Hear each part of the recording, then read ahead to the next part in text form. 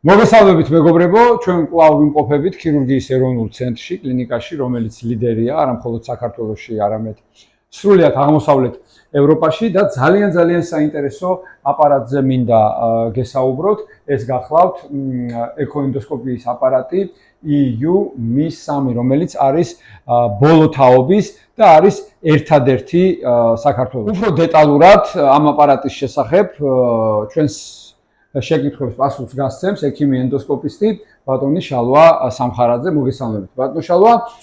მოგლეთ, აი პოპულარულ ენაზე რო აუხსნათ ჩვენს მაყურებელს, ჩვენს მსმენელს, რომ გავიგეთ რომ ეს არის უკანასკნელი მოდელი, გავიგეთ რომ ერთადერთია, ხო, მაგრამ აი რა უპირატესობა აქვს მას?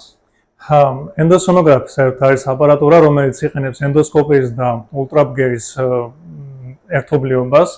ასე რომ ვთქვათ, ჩვენ აპარატი მიგვაქვს გამოსაკლევ ორგანოსთან უშუალოდ ახლოს და ამის გამო ულტრაბგერის მაღალი სიხშირეების გამოყენებით ხდება ორგანოს კვლევა, რის გამო ჩვენ უფრო ხილვადი არის ჩვენთვის გამოსაკლევი ორგანო. რა წარმონაქმნი იქნება თუ რამ იქნება, მისი გავრცელება, მისი ჩაზრდა გარშემო ქსოვილებში, ლიმფური კვანძები, ასევე შეგვიძლია ბიოპსიის აღება ამ წარმონაქმნიდან თუ დავინახოთ მაგალითად.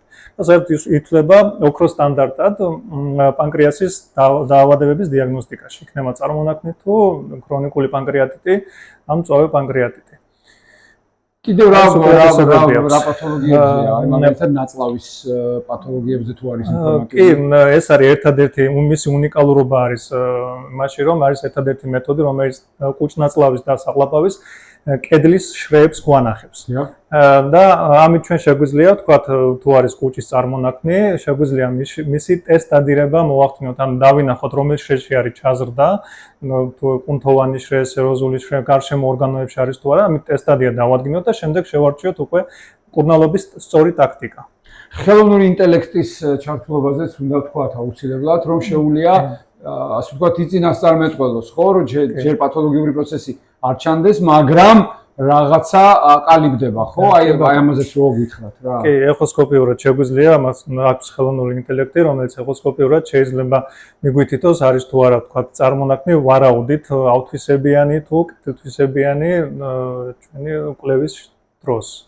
შეგვიძლია ეს დაგვანახოს მაგალითად. შესაბამისად, ადრე დასრული დიაგნოზი და უფრო მომზადებული ხდება ამას პაციენტიც, ექიმიც და უფრო აადვილებს კურნალობას და აუმჯობესებს დაავადების გამოსავალსაც, ხო? და ბიოპსიის აღების სწორ განაწყვეტილებას გვაძლევს. კარგით და ალბათ შეგეკითხებოდნენ ახლა პაციენტები და მე მათ შეკითხვას დავსვავ, თვითონ პროცესი როგორ მიმდინარეობს, ანუ რამდენად უმტკივნეულოა და ნარკოზით თუ კეთდება? კი, რა თქმა უნდა, კვლევა ყოველთვის კეთდება ინტრავენური ანესთეზიის ქვეშ, ნარკოზით დაძინებით, პაციენტი ვერაფერს ვერ გებულობს საერთოდ.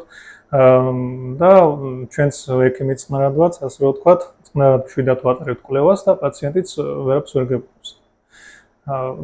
მისთვის ასეთ სასარგებლო კვლევას წნარად შვიდად ხო, ალბათ შესაბამისი მომზადებით, ხო? ეს იქნება ნაწლავის და ასე შემდეგ და ასე შემდეგ, ამ დეტალებზე ხა აღარ შევჩერდებით. უკუჩვენება თუ არის რამე დაუშვათ ამ კვლევის ჩატარების? უკუჩვენება არის, აი როგორც ჩვეულებრივი გასტროსკოპიის კვლევის უკუჩვენება არის, აი რამე ანატომიური დაბრკოლება. თქვა თუ სტენოზი არის, საყლაპავის სტენოზი ან დივერტიკული ან რამე, რო ჩვენ ვერ ვაკეთებთ, ანუ ზონდი ვერ გადავყავს, ასე რომ ვთქვათ, კუჭში რა. აი ეს არის დაბრკოლების. თორემ არანაირი ქრონიკული დაავადება და ასე შემდეგ ეს არის. კარგი, კიდევ რა მაინტერესებს, იცით, თქვენ ბიოპსია ახსენეთ.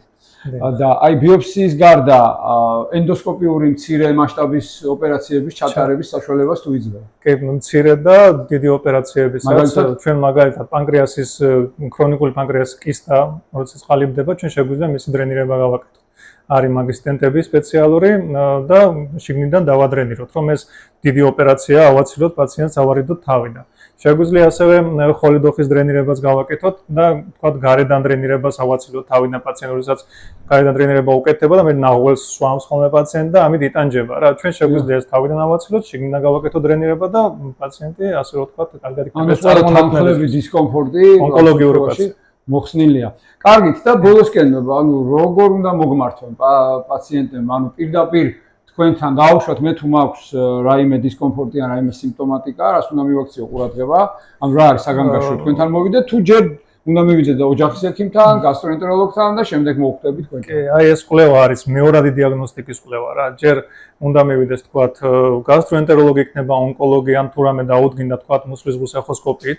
შემდეგ ხდება კომპიუტერული ტომოგრაფია ან მაგნიტურიზმის ტომოგრაფია და აი იმის შემდეგ უკვე დაზუსტებისთვის და უკვე სრული დიაგნოზის საბოლოო დასმისთვის და სწორი ტაქტიკის განსაზღვრის კურნალობის კეთდება უკვე ეს. ანუ ეს არის ბოლო საფეხური, მე ვიცი ხოლმე თქვა რომ ნაფიქრი კვლევა, ანუ ერთი რაღაც მონაცემები გვაქვს, რაღაც შედეგები გვაქვს სხვადასხვა კვლევების და ამან უნდა დასვას ბეჭედი.